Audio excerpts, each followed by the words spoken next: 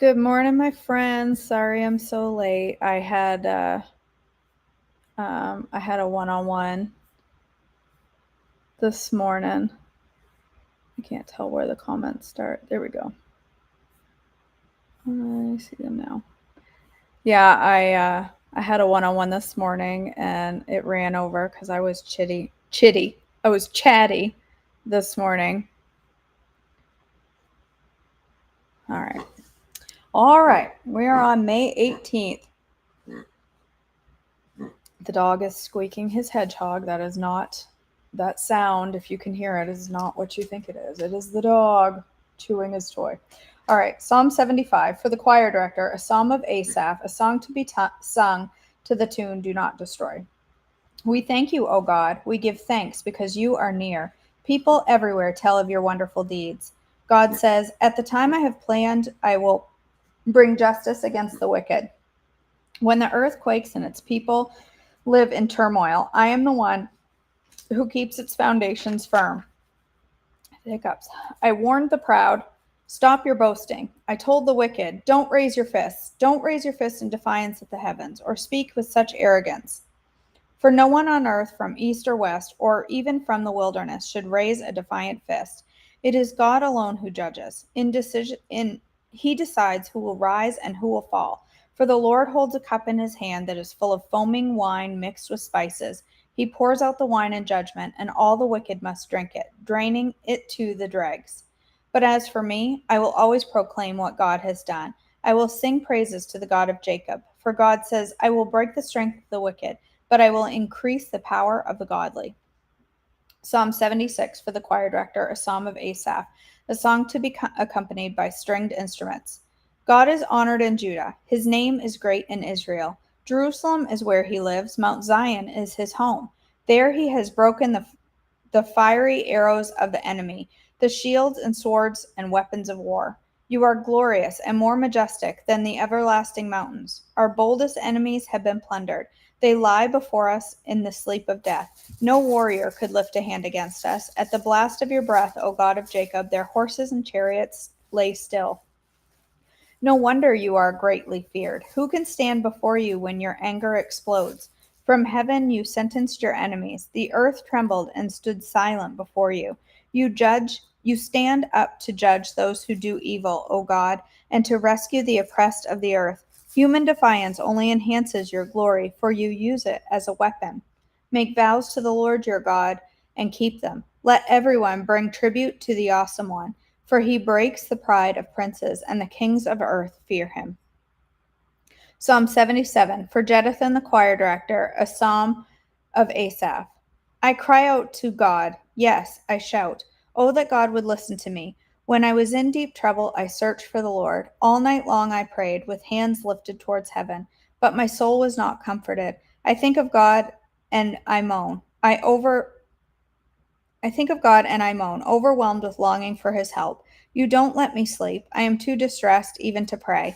I think of the good old days, long since ended, when my nights were filled with joyful songs. I searched my soul and ponder the difference now. Has the Lord rejected me forever? Will he never again be kind to me? Is his unfailing love gone forever? Have his promises permanently failed? Has God forgotten to be gracious? Has he slammed the door on his compassion? And I said, This is my fate. The Most High has turned his hand against me. But then I recall all you have done, O Lord. I remember your wonderful deeds of long ago. They are constantly in my thoughts. I cannot stop thinking about your mighty works. O God, your ways are holy. Is there any God as mighty as you? You are the God of great wonders. You demonstrate your awesome power among the nations. By your strong arm, you redeem your people, the descendants of Jacob and Joseph. When the Red Sea saw you, O God, its waters looked and trembled. The sea quaked to its very depths. The clouds poured down rain. The thunder rumbled in the sky. Your arrows of lightning flashed. Your thunder roared from the whirlwind. The lightning lit up the world. The earth trembled and shook. Your road led through the sea, your pathways through the mighty waters, a pathway no one knew was there. You led your people along the road like a flock of sheep, with Moses and Aaron as their shepherds. Psalm 78, a psalm of Asaph. O my people, listen to my instruction. Open your ears to what I am saying, for I will speak to you in a parable. I will teach you hidden lessons from our past, stories we have heard and known, stories of our ancestors handed down to us. We will not hide these truths from our children. We will tell the next generation about the glorious deeds of the Lord, about his power and his mighty wonders. For he issued his laws to Jacob. He gave his instructions to Israel. He commanded our ancestors to teach them to their children so the next generation might know them, even the children not yet born, and they in turn will teach their own children. So each generation should set its hope anew on God, not forgetting his glorious miracles and obeying his commands. When then they will not be like their ancestors, stubborn, rebellious, unfaithful, refusing to give their hearts to God. The warriors of Ephraim, though armed with bows, turned their backs and fled on the day of battle. They did not keep God's covenant and refused to live by his instructions. They forgot what he had done, the great wonders he had shown them, the miracles he did for their ancestors on the plain of Zoan in the land of Egypt. For he divided the sea and led them through, making the water stand up like walls. In the daytime he led them by a cloud, and all night by a pillar of fire. He split open the rocks in the wilderness to give them water as from a gushing spring. He made streams pour from the rock, making the waters flow down like a river. Yet they kept on sinning against him, rebelling against the Most High in the desert. They stubbornly tested God in their hearts, demanding the foods they craved. They even spoke against God himself, saying, God can't give us food in the wilderness. Yes, he can strike a rock so water gushes out, but he can't give his people bread and meat. When the Lord heard them, he was furious. The fire of his wrath burned against Jacob. Yes, his anger rose against Israel. For they did not believe God or trust in him to care for them. But he commanded the skies to open. He opened the doors of heaven. He rained down manna for them to eat. He gave them bread from heaven. They ate the food of angels. God gave them all they could hold. He released the east wind in the heavens and guided the south wind by his mighty power. He rained down meat as thick as dust, birds as plentiful as the sand on the seashore. He caused the birds to fall within their camp and all around their tents. The people ate their fill. He gave them what they craved. But before they satisfied their cravings, while the meat was yet in their mouths, the anger of God rose against them, and he killed their strongest men. He struck down the finest of Israel's young men. But in spite of this, the people kept sinning. Despite his wonders, they refused to trust him, so he ended their lives in failure, their years in terror. When God began killing them, they finally sought him. They repented and took God seriously. Then they remembered that God was their rock, that God Most High was their Redeemer. But all they gave him was lip service. They lied to him with their tongues. Their hearts were not loyal to him. They did not keep his covenant. Yet he was merciful and forgave their sins, and did not destroy them all. Many times he held back his anger and did not unleash his fury, for he remembered that they were merely mortal, gone like the breath of wind that never returns. Oh, how often they rebelled against him in the wilderness and grieved his heart in that dry wasteland. Again and again they tested God's patience and provoked the Holy One of Israel. They did not remember his power and how he rescued them from their enemies. They did not remember his miraculous signs in Egypt, his wonders on the plain of Zoan, for he turned their rivers into blood, so no one could drink from the streams. He sent vast swarms of flies to consume them and hordes of frogs to ruin them. He gave their crops to caterpillars. Their harvest was consumed by locusts. He destroyed their grapevines with hail and shattered their sycamore figs with sleet. He abandoned their cattle to the hail, their livestock to bolts of lightning. He loosened on them his fierce anger, all his fury, rage, and hostility. He disputed against them, a band of destroying angels. He turned his anger against them, but he did not spare the Egyptians' lives. He did not spare the Egyptians' lives, but ravaged them with the plague. He killed the oldest son in each Egyptian family, the flower of youth throughout the land of Egypt. But he led his own people like a flock of sheep, guiding them safely through the wilderness. He kept them safe so they were not afraid, but the sea covered their enemies. He brought them to the border of his holy land. to his land, to this land of hills he had won for them. He drove out the nations before them. He gave them their inheritance by lot. He settled the tribes of Israel into their homes, but they kept testing and rebelling against God Most High. They did not obey his laws. They turned back and were faithless as their parents. They were as undependable as a crooked bow. They angered God by building shrines to other gods. They made him jealous with their idols. Ouch. When God heard them, he was very angry. Sebastian, stop biting. When God heard them, he was very angry. He completely rejected Israel. Then he abandoned his dwelling at Shiloh, the tabernacle where he had lived among the people. He allowed the ark of his might to be captured. He surrendered his glory into enemy hands. He gave his people over to be butchered by the sword because he was so angry with his own people, his special possession. Their young men were killed by fire. Their young women died before singing their wedding songs. Their priests were slaughtered. Their widows could not mourn their deaths. Then the Lord rose up as though waking from sleep, like a warrior aroused from a drunken stupor. He routed his enemies and sent them to eternal shame. But he rejected Joseph's descendants. He did not choose the tribe of Ephraim. He chose instead the tribe of Judah and Mount Zion, which he loved. There he built his sanctuary as high as the heavens, as solid as and enduring as the earth. He chose his servant David, calling him from the sheep pens. He took David from tending the ewes and lambs and made him the shepherd of Jacob's descendants, God's own people, Israel. He cared for them with a true heart and led them with skillful hands.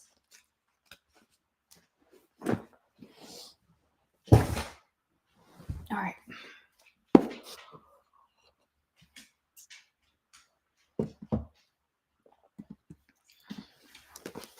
Let's read our book. We are on page 4. All right. Now just pick right up where we left off. Somewhere along the way, the shame became a lens through which we experienced our bodies. Maybe we felt shame for how they were perceived by others negatively. Maybe we felt shame and embarrassment for how our bodies were praised. It could be that shame became part of the equation when we couldn't conquer our bodies, when the problem of our bodies seemed insurmountable. Many of us might feel like we should be over this, like spiritual and emotional maturity should have enabled us to move past this place by now. And yet, we're still out here, all of us, overly exposed to a light that is not warm with grace, but rather judging what is not right about us. Our story is not finished because our flesh is still failing to be all that the physical world expects. Our story is not finished because we are multitudes and we can believe so many things at once. We can believe the best parts of us are unseen and eternal and still deeply desire for visible portions of us to be signed off on by the world as okay. Here's where I'm at today. I live in the now and not yet wrestling match of skin and soul. I know that who I am is loved by God, and who I am is still a body, subject to the pain and brokenness and imperfections of a fallen world.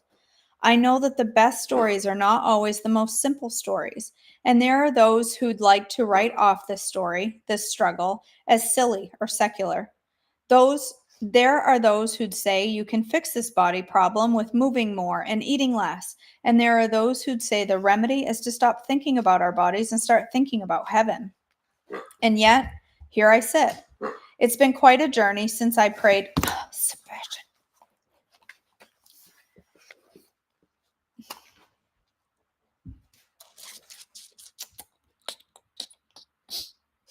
I turned the page accidentally, I think. It's been quite a journey since I prayed in the car at the age of 9. I have moved much and eaten less. I have read the books and tried the things.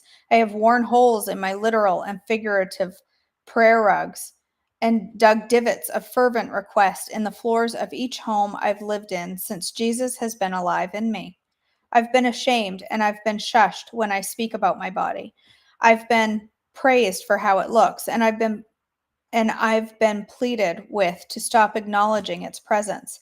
I've moved, I've sat still, I've run marathons, I've watched Netflix marathons accompanied by copious amounts of popcorn. I've gone to conferences and I've been coached. I've attacked the sense of my body's not enoughness with a secular strategy and with my spirituality, and yet I am still here, in this body, longing for words that weave a true path to freedom, not just for myself, but for those fighting alongside me, the genuine warriors of our generation who are asking God, is this a good body? Do you care? Do you agree? Can you help? What's the plan? Let's take the opportunity to agree right here and right now. The way we view our bodies is not shallow, surface issue for the immature or vain. The way we view our bodies is deeply spiritual issue because our bodies are made by God in the image of God, and they are where we encounter God for now. What's more, the belief that the body image is just a shallow concern is a lie from the enemy that's wildly effective at making women believe they can disconnect with their bodies to the point of engaging in starvation, harm, abuse, all because we have agreed that our bodies aren't spiritual. This is a lie we unconsciously use to justify our behavior, and it is so far from the vision God has for us. Amen. Okay, we'll stop there for today. Sebastian Travis York, you destroy that toy, you're not getting another one. I'll take toys away forever. All right, let's go read through the chat a little.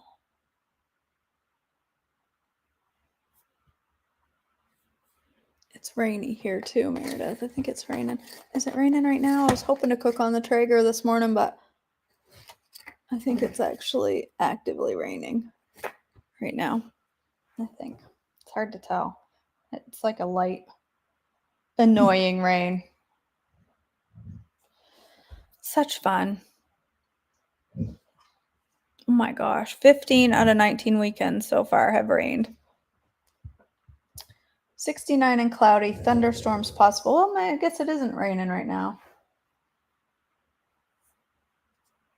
So maybe I will cook on the Traeger because earlier this week I made fried pickles on the Traeger in cheese, and I said I was going to strain some cottage cheese. Well, I finally did that, and it's fully strained and ready to try. So maybe I'll do that today. Maybe I'll cook up some chicken on the grill for breakfast. I could use some chicken. I need some protein this morning. All right, my friends, let's go ahead and end in prayer. God, our Father, we thank you for this day and this opportunity to come before you with our prayers and our worship and our requests. And I just thank you for your word today. Thank you for the reminder of your holiness and your power. God, each woman here has a different concern on their heart. I know there are many worries and concerns and illnesses and struggles, and I just lift each one up to you, and I pray that you will help us all to just give over our cares and concerns to you, because we know that you love us and you care for us and you want us to lean into you when we are going through difficult times. God, I pray for each woman here on this health journey that you will just guide us today with our choices, that you will help us to honor you with everything that we put into our mouth, with everything that comes out of our mouth as well, that it will be honoring and glorifying to you, our God. In your precious name I pray. Amen. Can you hear that? That horrible noise in the background? I bought the wrong toy. The farting hedgehog. Sebastian. So guess what Bassy gets to go do this week? Somebody needs to rescue me from dog problems. We get to take the dog to the vet on Thursday to be put under yet again for the 97th time to have a tooth pulled. He's got a tooth that's busted and flopping around and stuck in his gums. Yeah, I'm talking about you. I'll tell you what. Yes, I think he's trying to teach us how to not have savings accounts. It's all going to the dog. Every spare penny comes in and goes to the vet. Comes in and goes to the vet. I'm just going to set up a direct deposit and just have my all income just go right to the vet at this point. We're going to have to sell our house and go live with the veterinarian here at some point. All right, my friends, I love you all. If it's not raining, it says it's not, but everything's wet. The deck is soaked. I don't know. Maybe I'll go out. Yeah, the dog does need a job. Maybe I could go put him to work at Subway. He can make sandwiches. Can you imagine? Be a little bit of hair in your sandwich, a little bit of golden retriever fuzz here and there. But hey, I'd go to a sandwich shop to watch a dog make a sandwich. I'm not sure that I would eat it, but I would go pay to watch it. Yeah, you're right, Shirley. I'll take him to the farmer's market and we'll put a bucket on the ground and people can throw money in while he takes a bow.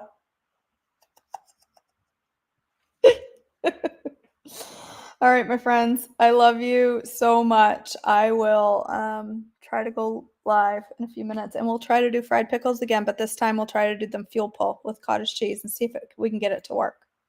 That's what I'll do. All right. I love you guys. I hope you have an amazing day and I'll see you soon.